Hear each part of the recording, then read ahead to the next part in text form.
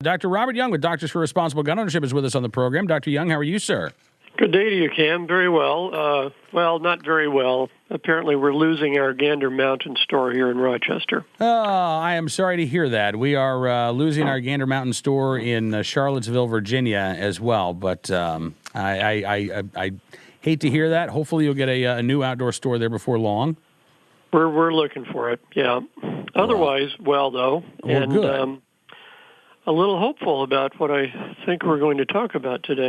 I think that there is reason to have hope. You know, we don't know if Governor Justice is going to become a Republican tonight, but I think we have a pretty good idea that Dr. Jerome Adams is going to become the next Surgeon General.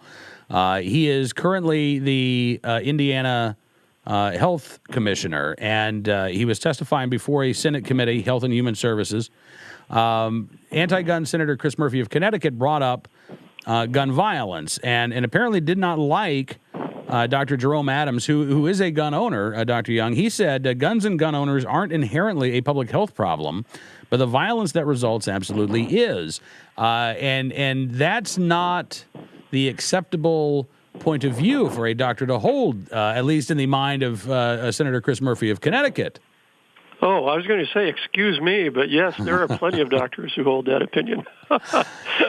Yes, but listen, the anti-gun politicians and the anti-gun medical professionals, you've seen the op-eds written over the years, right. You know, that gun ownership is a public health problem, right? In fact, gun ownership has to be treated as an epidemic, Dr. Young. Well, that's what they say, and that's what our late and unlamented previous Surgeon General said. There are just a lot of points in Dr. Adams' favor that I see. Beginning for our particular culture, his very clear, very rational statement about guns and what people like to think of as gun violence. And he owns guns. Boy, I think owning guns should become a constitutional requirement for anyone holding public office in the United States from now on, just so we know that they can think straight. But beyond that, he grew up on a family farm.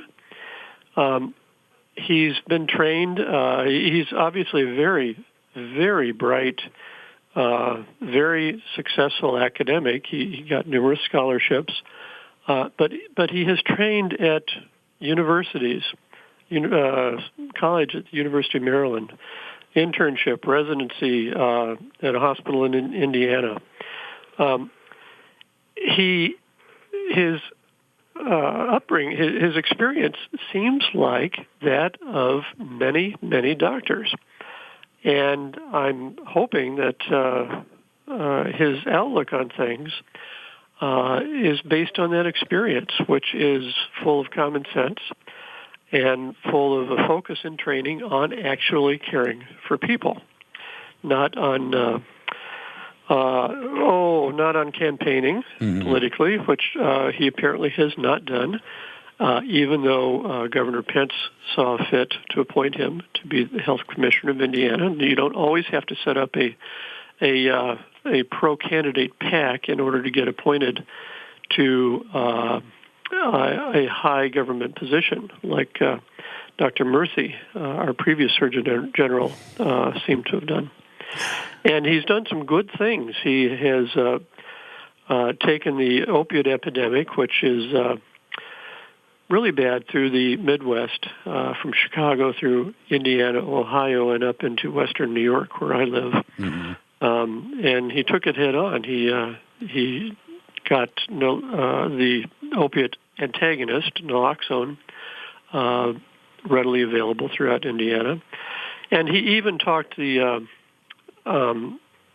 state into permitting a needle exchange to halt a local epidemic and to make that possible throughout the state, which was a tough one because many people have very reasonable moral qualms about giving addicts needles to use. But it saves lives because new needles, clean needles, do not transmit hepatitis and HIV. So he seems like someone who has the right attitude, is easily works with a lot of different people and simply wants to address the health problems that we face as a nation.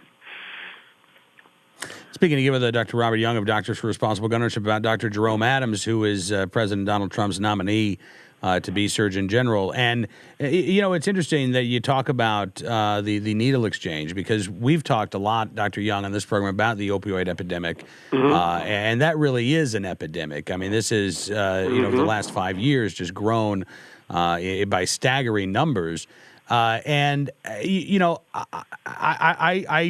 am one of those who sees the moral objection, right? Of, are you encouraging, are you tacitly allowing this drug use to take place? But I'm not a doctor, but I do understand the medical point of view of, listen, you guys figure out how to get rid of the opioid epidemic. You guys go out and target the drug cartels, but we're doctors, so we're not going to be fighting that fight. Right? We're going to be dealing with the addicts. We're going to be dealing with the people who are already addicted. And what we're telling you is that there are a lot of diseases that can come from using dirty needles. There are other health costs that are associated with using opioids. And so seeing it from that mitigation factor of, okay, let's stop the damage here. And then once we try to reduce the damage, go after, go out and eradicate the cartels that are pumping the opioids into this country. Go after the pill mill doctors. Go after these things. Right. But that's a very practical attitude to have, and it strikes me that it would be very unusual to have a practical attitude when it comes to the opioid epidemic and an unpractical attitude when it comes to violent crime or quote-unquote gun violence. And yet it seems like Senator Murphy wasn't willing to give Dr. Adams the benefit of the doubt. I mean, when Dr. Adams talked about, look, I just don't see gun ownership as a public health problem, the senator said, well, it's a little bit deeper than the problem you suggested. And he says, there's a study out there that shows the availability of guns and the likelihood of a crime being committed with a gun, one and the same. The more availability there is, the more likelihood that a crime is going to be committed with a gun, and therefore we have to treat this as a public health concern. Well, let's stay practical, shall we? And I think Dr. Adams, as I said, has the right attitude. And I've never been a real fan of Senator Murphy's view on gun violence. And let's compare apples to oranges for a second. Even if you accept, which we don't, the notion that the total number of deaths by gunshot each year represents an issue, gun violence, opiate overdose deaths have outstripped that. They used to be stable at half or less of the rate of gun deaths every year. They're becoming far more now. Those are the people we need to save. Absolutely. So, what kind of influence can a Surgeon General have on this debate? Vivek Murthy told senators, "I'm not gonna talk about gun violence. It's not gonna be one of my big issues. If you allow me to be confirmed," and publicly at least, he didn't talk a lot about gun control. But who knows what was said behind the scenes or to colleagues in the medical community? What kind of influence, what kind of sway can a Surgeon General have? Could a Surgeon General start to change that debate about viewing gun ownership as a public health problem among the medical professionals? Well, he could. The main power a Surgeon General has is the bully pulpit and the recognition as our nation's nominal chief doctor. So he can go out and make speeches and do interviews on any subject he thinks is important.